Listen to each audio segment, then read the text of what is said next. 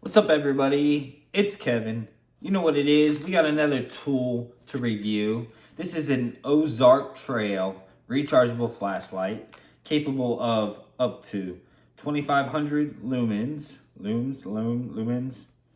And you know,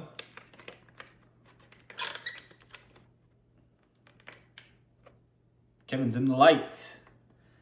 So check that out. I paid $25 for this.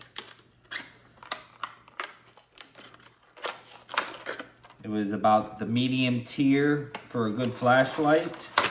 Wasn't the cheapest, wasn't the most expensive.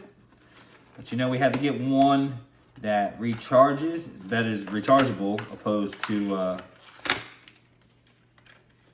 battery operated.